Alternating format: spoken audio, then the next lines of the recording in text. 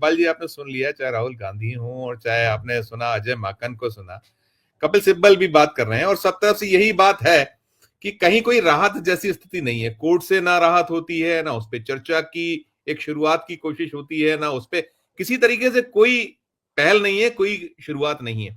क्या करना चाहिए कायदे विपक्ष को? क्योंकि अब सारे तरफ से जो कपिल सिब्बल ये कहते हैं कि कोर्ट से भी नहीं है राहत, इतने मशहूर मारूफ वकील हैं, वो लड़ भी रहे हैं सारी चीजों को। क्या करे विपक्ष? आखिर कहां जाना चाहिए? और जनता की तो मांग कहीं ना कहीं यही है कि अब सड़कों पर आ जाइए। टिप्पणी आपकी। देखिए, जिस तरीके से आज राहुल गांधी ने पहले ही दिन सारी चीजें चर्चा उठाई, मैं आपको बताऊं, ओम बिरला जो कि हमारे स्पीकर बहुत ही महत्वपूर्ण पद पर बैठे हैं। पहले ये हुआ करता था, हम देखते थे कि खास करके विपक्ष को बोलने का मौका दिया जाता था ताकि उनके सवालों से सरकार चलाई जाती। लेकिन आप पिछले कई सालों से देख रहे हो कि विपक्ष का किस तरीके से मुंह बंद करना, उस तरीके से स्पीकर जो है वो लगातार प्रयास करते जा रहे हैं। हालांकि पिछले कुछ दिनों से लगातार ये सवाल उठते जा रहे हैं। राहुल गांधी बहुत अच्छे वक्ता की तरह ये सारे सवाल उठाते जा रहे हैं। हालांकि इस मामले के अंदर सुप्रीम कोर्ट ने भी कहा है कि जो भी चुनाव आयोग चीजें करता है उसमें मतदाता का पूरा हक है इस पर ध्यान रखना। तो इन सारी चीजों को लेकर के लगातार कांग्रेस जिस तरीके से पिछले कई हार के बाद में लगातार सवाल खड़ा कर आ रही है, आप देखिए, चाहे वो हरियाणा हो, छत्तीसगढ़ हो, महाराष्ट्र हो, दिल्ली हो, ये जितनी जगह पर है वो लगातार कांग्रेस सवाल खड़े करते आ रहे हैं। उसकी वजह है कि 2019 से 2024 तक का जो मतदाता सूची में नाम जोड़ा गया था, उसका अगर हम एक परसेंटेज निकाल ले तो सेम परसेंटेज हमारा 2024 इलेक्शन से लगा करके विधानसभा इलेक्शन तक है। महाराष्ट्र की अगर मैं बात करूं तो टोटल 95 सीट ऐसी है जहां पर मतदाता ने वोट जो दिया है उसके बाद या तो जितने परसेंटेज वोट हुए थे उससे या तो कम है या तो उससे ज्यादा है। तो ये एक गंभीर सवाल जरूर है। साथ ही साथ जिस तरीके से कांग्रेस ने मुद्दे उठाए थे, हालांकि आपने आप पार्टी ने दिल्ली में जिस तरीके से मुद्दे उठाया, अब जाकर के ये मुद्दा कोलकाता सरकार ने उठाया है। तो यानी कि जिसके अंदर पहली बार ये है कि इलेक्शन कमीशन ने ये माना है सारी चीजों को कि एपिक नंबर जो होता है उसके अंदर कुछ चूक हुई है। तो हालांकि इस पूरे मामले के अंदर देखिए, कांग्रेस लगातार ही कह रही है कि 2008 से आप हमें सूची दीजिए। अगर 2008 से गलती है तो आप हमें बताइए, अगर 2014 से है तो हमको बताइए। लेकिन इस पूरे मामले के अंदर देखिए, इलेक्शन कमीशन कहीं ना कहीं खामोश है। दिल्ली के अंदर जो अदालत के अंदर मामला गया है, वहां अदालत को इलेक्शन कमीशन ने कहा है कि उन्हें 3 महीने का वक्त दिया जाए। पहली बार जब कहा गया था, 3 महीना जब बीत गया, फिर और 3 महीने का समय मांगा। वही मुद्दा जब कोलकाता के अंदर उठाया गया तो उन्होंने कहा कि हाँ, गलती हुई है, हमें 3 महीना दीजिए ताकि उसको सुधार कर सके। यानी कि आप इस पूरे खेल को संजीव जी समझिए कि वहां भी 3 महीना मांगा जाता है, यहाँ भी 3 महीना मांगा जाता है।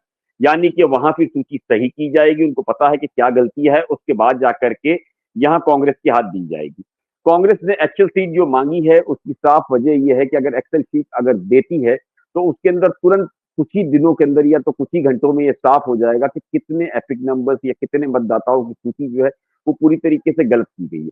देखिए, लगातार हरियाणा, छत्तीसगढ़, महाराष्ट्र जिस तरीके से फ्लोटिंग वोटर्स की बात चाहे वो संजय राउत ने की हो या जो कांग्रेस कर रही है। देखिए, लोकसभा इलेक्शन जीतने की मुझे जो सबसे बड़ी वजह लग रही है कांग्रेस की और उनके विपक्षी पार्टी की, वो ये है कि पूरे देश में एक साथ चुनाव हुआ था, तो ये फ्लोटिंग वोटर्स था, ये मुझे नहीं लगता है कि मूव करने की कंडीशन में था। बाकी जहां जहां है ये वोटर्स मूव होता है और लगातार उस तरह की चीजें बढ़ती है। यानी कि ये साफ है कि जो फ्लोटिंग वोटर्स की बात की जा रही है, एक साथ अगर इलेक्शन हो जाता है तो इनके पास ताकत नहीं है वो जाकर के मूव कर सके। लेकिन अगर फ्लोटिंग वोटर्स होता है तो वही एपिक नंबर मुझे लगता है कि लगातार अलग अलग जगह काम कर रहे हैं। जिस तरीके से पिछले दिनों राहुल गांधी ने गुजरात में जो मुद्दा उठाया था, देखिए वो जिस तरीके से उसने कहा था कि दो तरीके के लोग हैं जिसके साथ खड़ा रहना दिल से कांग्रेस, एक वो है जो कांग्रेस पार्टी की विचारधारा के साथ खड़े रहते हैं और एक वो जो दूर रहते हैं लेकिन वो काम करते हैं बीजेपी के लिए। यानी कि ये जो संकेत है वो साफ तौर पर मतदाता सूची के साथ में ये पार्टी के लोगों के लिए भी था कि ऐसे कुछ लोग हैं जो इस तरह की चीजों को लेकर कांग्रेस पार्टी को गिराने की चर्चा कर रहे हैं। देखिए, आप पूरे इस खेल को समझिए संजीव जी। हालांकि पिछले दिनों ईवीएम ईवीएम की बात होती थी, लेकिन पिछले कुछ लंबे समय से लगातार हम देख रहे हैं कि जो वोटर्स के नाम जोड़े गए या निकाला गए हैं उस पर चर्चा बहुत ज्यादा हो रही है। इस मामले में इलेक्शन कमीशन बिल्कुल खामोश है। राजीव कुमार ने कहा था कि वो सबूत देंगे, लेकिन उनके रिटायरमेंट के बाद ज्ञानेश्वर जी के ऊपर आज जो सीधा हमला भी हुआ है, तो उन्होंने हालांकि इस पूरे मामले में एक तरीके की खामोशी इख्तियार की है। इससे एक तौर पर साफ नजर आ रहा है कि इलेक्शन कमीशन के जानता है कि कितनी बड़ी चूक और कितनी बड़ी गलती और कितने बड़े खेल वो कर रहा है, जिसको लेकर के वो अब खामोश है। पिछले लगातार कोर्ट के अंदर हो या सामने हो, लगातार वक्त मांग रहा है। तो इससे एक बात साफ है कि जिस तरीके से चाहे वो कांग्रेस हो या उनके सहयोगी दल हो, इंडिया अलायंस के लोग जिस तरीके से मुद्दा उठाते जा रहे हैं, ये बहुत गंभीर मुद्दा है। आने वाले दिनों में बिहार हो, कलकत्ता हो, जिस तरीके से इलेक्शन सामने दिख रहे हैं, तो अगर उससे पहला इस मुद्दे को नहीं उठाया गया और क्लैरिफाई नहीं किया गया कि आखिर क्या है ये सच्चाई और किस तरीके से ये खेल होता है, तो मुझे लगता है कि बिहार हो या कलकत्ता, हर जगह इंडिया अलायंस हो या कांग्रेस, हर किसी को एक बड़े लेवल की चोट खानी पड़ेगी। बिल्कुल बिल्कुल, बड़े लेवल की चोट खानी पड़ेगी। आपको सतर्क और सजग तो होना पड़ेगा। कोशिश हो रही है। मैं रविंद्र सिंह चौहान जी और हेमंत कुमार जी का भी स्वागत करूंगा। मैं जाता हूं पहले राकेश सर के पास। राकेश सर, ये जो केंचुए को सांप बनाने की कोशिश हो रही विपक्ष की ओर से, तो केंचुआ तो सांप बनने से रहा, वो दौर खत्म हो गया जो दौर होता था टीएन सेशन वाला। लेकिन सवाल बड़ा यही है कि निष्पक्ष और स्वतंत्र चुनाव हो, बार बार बात ये होती है। और आप केवल उठाकर या जो आप केवल यहां बयानबाजी कर कर तो नहीं हो सकता मामला। कैसे इस मामले से निपटा जाए, क्योंकि अब अति हो रही है, माना जा रहा है। विपक्ष बार बार कहता है, आपने सुना सबको, क्या कहिएगा आप राकेश जी? धन्यवाद संजीव जी। देखिए, मामला बहुत गंभीर है और इससे कैसे निपटा जाए ये भी एकदम साफ है कि राजनीतिक दल तो निपट नहीं पा रहे हैं। बार बार संसद में और संसद के बाहर भी ये मुद्दा उठता है, तो अब सीधे मतदाता को इससे निपटना पड़ेगा। उसे अपने अधिकार की सुरक्षा के लिए खुद सामने आना पड़ेगा कि उसके नाम पर उसके दूसरा कोई आदमी एक से ज्यादा वोट न डाल दे अलग अलग राज्यों में।